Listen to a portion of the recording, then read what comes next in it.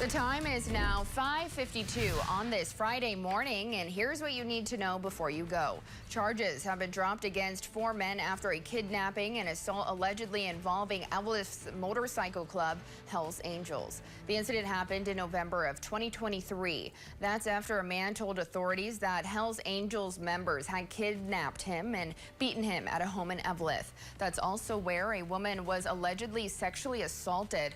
4 men connected to the Hell's Angels were eventually charged. But this week, the St. Louis County Attorney's Office dropped all the charges against them. According to court records, it shows that because the victims are either unwilling or unable to testify at trial, and the state can't prove the case beyond a reasonable doubt without their testimony, only one of the men is still listed on the St. Louis County Jail roster. The search continues this morning for a missing Cloquet couple. According to the Minnesota BCA, family and friends haven't heard from 63-year-old Jane Corpella or 64-year-old Daniel Lateral since Sunday. They were last seen near Cloquet Avenue and 16th Street in Cloquet near the Holiday.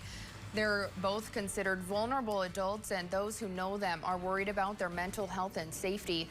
Now, just so you know, Lateral is 5'9", 200 pounds with hazel eyes. Corpella is 5'3" and 242 pounds with hazel eyes. They were last known to be in a 2010 gray Ford Escape. If you know where they might be, you're urged to call the Carlton County Sheriff's Office, and that number is listed on your screen right now. Now, we got some huge news for Grand Rapids this morning, where a massive online retailer announced they're moving in. Amazon is building a 41,000 square foot distribution center in Grand Rapids. City leaders say construction started earlier this month on Southeast 6th Avenue.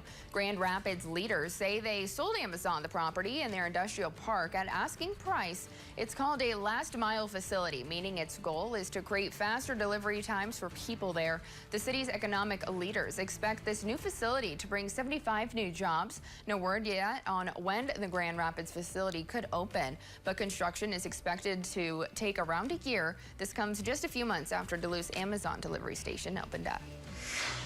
Yesterday, a Hibbing woman found her forever home, all because of Habitat for Humanity. Candace Brown has been working with North St. Louis County Habitat for Humanity, who helped her access an affordable mortgage in her newly dedicated house. Hibbing high schoolers and students with the Minnesota North College helped build her home. This is the 37th Hibbing household built by Habitat for Humanity.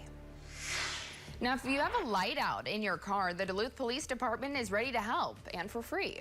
The department is hosting a sidewalk and streets event from 11:30 to 1 this Sunday. You can bring your vehicles to Denfeld High School, and the police department will give you a voucher to replace your headlight, tail light, or even your turn signal. They will also offer bike and scooter door prizes. The event is aiming to address public safety issues in the community and build positive relationships with law enforcement.